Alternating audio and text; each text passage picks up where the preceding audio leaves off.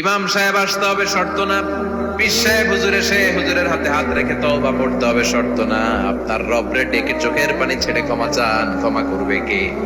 আর প্রতিদিন শতবার পড়তে থাকবেন আস্তাগফিরুল্লাহ। আওয়াজ করে সবাই পড়েন আস্তাগফিরুল্লাহ, আর জোরে পড়েন আস্তাগফিরুল্লাহ। বিশ্বনবী বলেন, মান লাজিমাল ইস্তিগফার জাআলাল্লাহু লাহু মিন কুল্লি দিকিন মাখরাজা। সব সময় ইস্তেগফারের সাথে যে লেগে থাকবে, রব্বুল আলামিন তারে 5টা জিনিস দিবে। কয়টা? কথা কোন আরো জোরে, সবাই বলেন কয়টা? নাম্বার 1, জাআলাল্লাহু লাহু মিন কুল্লি দিকিন মাখরাজা। বিপদে পড়লে বিপদ থেকে উদ্ধার করবে কে? আমাদের তো কোনো বিপদ নাই না? আছে কত বিপদ। হ্যাঁ, রাস্তাঘাটে দুর্ঘটনা হতে পারে, যে কোনো সময় ভূমিকম্পে পড়তে পারি, বজ্রপাত পড়তে পারে না, ঠেড়া করে মানুষ নাই, আছে না নাই? এই বিপদ আপদ থেকে আপনারা রক্ষা করবে কে?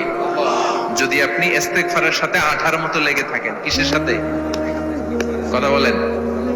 ইস্তেগফারের সাথে লেগে থাকতে পারলে 1 নাম্বার হচ্ছে বিপদে পড়লে আপনারে মুক্ত করে দিবে কে? 2 নাম্বার ওয়ামিন কুল্লি হাম্মিন ফারাজা। যে কোনো ধরনের টেনশন, হাইপার টেনশন থেকে বাঁচায় দিবে কে? আমাদের তো টেনশন মেনশন নাই না?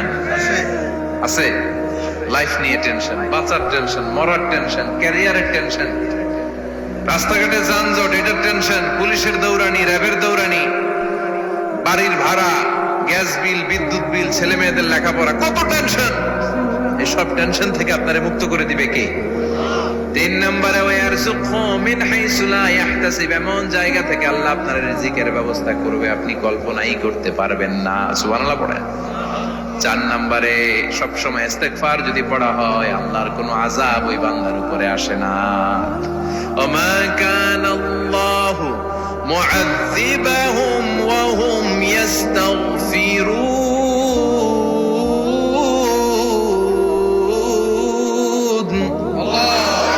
যতক্ষণ আমার বান্দা আমার কাছে ইস্তেগফার পড়তে থাকে, আমার কোনো আযাব বান্দারে পাবে না। যতক্ষণ ইস্তেগফার পড়বেন, আল্লাহর কোনো আযাব আপনার উপর আসবে না। 4টা গেল। 5 নাম্বার, বারবার ইস্তেগফার পড়লে রফিক ভাই আল্লাহ আপনারে মুস্তাজাবুদ দাওয়া বানিয়ে, দোয়া করা মাত্র কবুল করে নিবে কে? আল্লাহ। মুস্তাজাবুদ দাওয়া বুঝেন তো? মানে যিনি হাত তুলতে দেরি কবুল হতে দেরি হয় না। বারবার ইস্তেগফার পড়ে দেখেন যে আপনার দোয়া কেমনে কবুল হয়। ইমাম আহমদ ইবনে হাম্বলের নাম শুনেছেন? হাম্বলি মাযহাবের প্রতিষ্ঠাতা।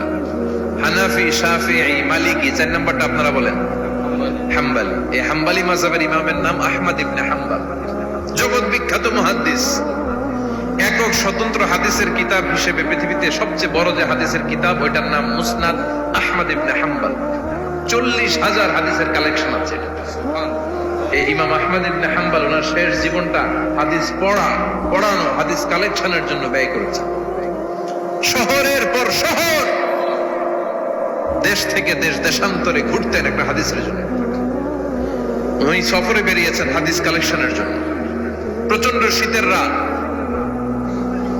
উনি মাগরিবের নামাজ, এশারের নামাজ পড়ে একটা মসজিদে শুয়ে পড়লেন, আর শুয়ে শুয়ে হাদিস পড়তেছেন। কি পড়তেছেন? কথা বলেন। আর মনে মনে ভাবলেন রাতটা মসজিদে কাটায় দেই, ফজরের নামাজ করে আবার বেরোবো। কিন্তু দারোয়ান এসে বলে মসজিদে থাকতে পারবেন না, ওঠেন। দারোয়ান আছে না? কথা কন।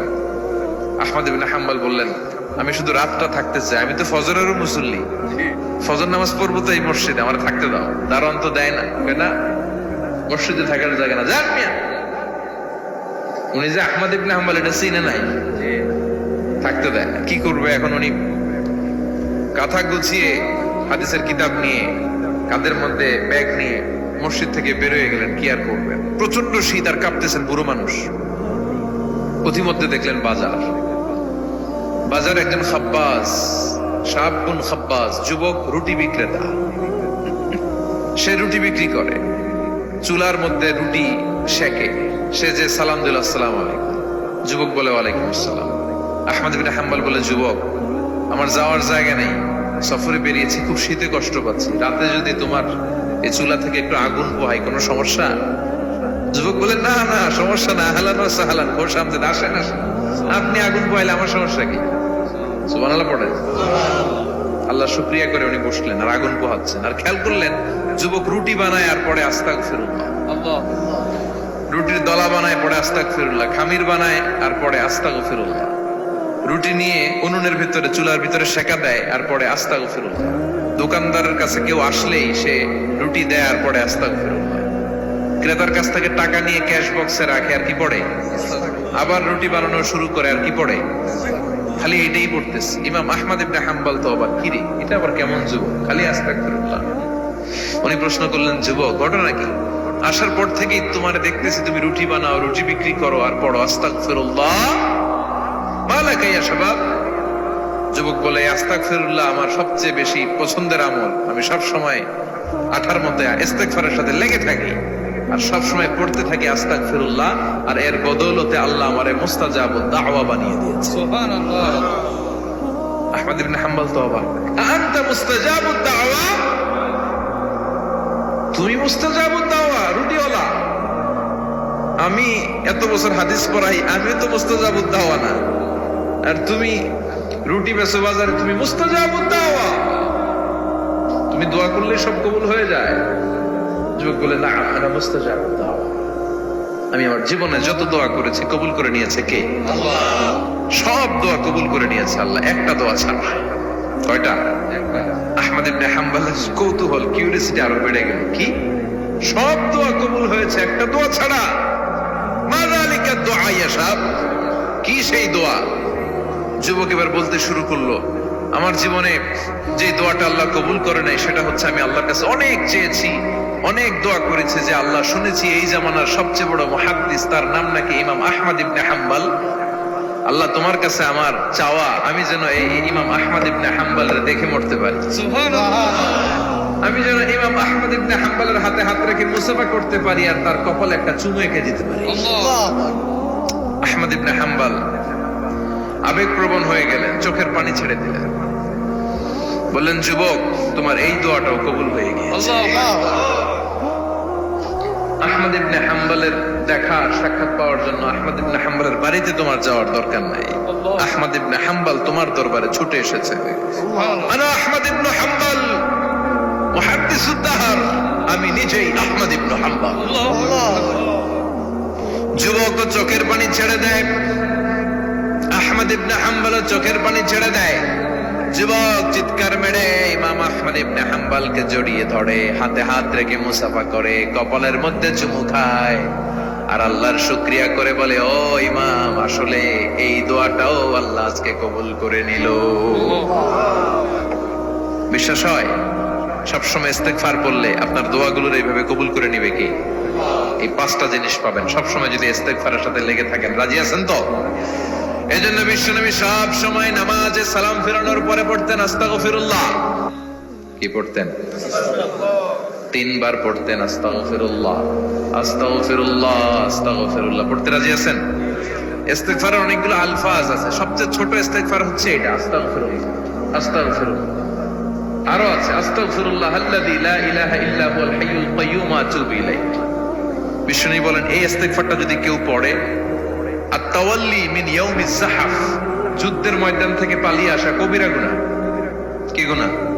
কাফেরদের সাথে যুদ্ধ, আমি তাগড়া যুবক, তলোয়ার নিয়ে নেমেছি, আমার দেহের এক ফোঁটা রক্ত থাকা পর্যন্ত আমি যুদ্ধ চালিয়ে যাব, আমি ফিরে আসতে পারবো না, আইনটা কার? ফিরে আসলে কবিরা গুনাহ।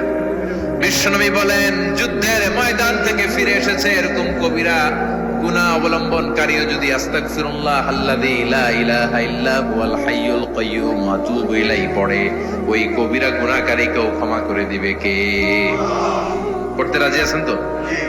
আবার সাইয়েদনা আবু বকর বললেন, ইয়া রাসূলুল্লাহ আল্লিমনি দুআআন আদউ বিহি ফি সালাতি, এমন দোয়া আপনি আমারে শিক্ষা দেন যে এই দোয়াটা আমি নামাজে পড়তে পারি।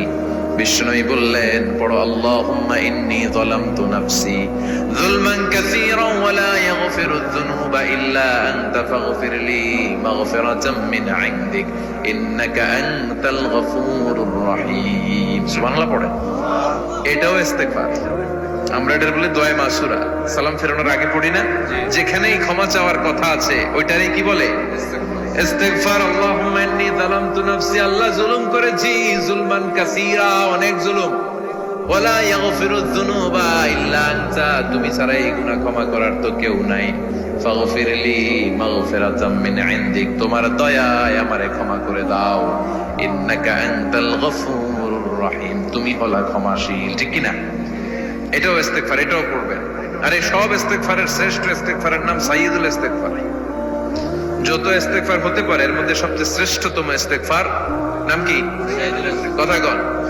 বুখারীর বর্ণনা, শাদ্দাদ ইবনে আউস রাদিয়াল্লাহু তাআলা আনহু বর্ণনা করেন, এই সাইয়্যিদুল ইস্তেগফার দিনের বেলা যে পড়বে ওই দিনে মারা গেলে সে জান্নাতি।